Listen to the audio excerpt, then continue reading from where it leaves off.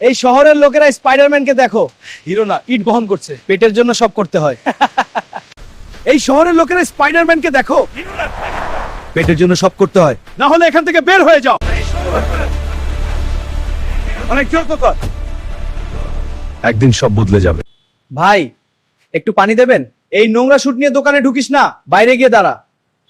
আজ আমি গরিব, কিন্তু একদিন এই শহর আমাকে চিনবে।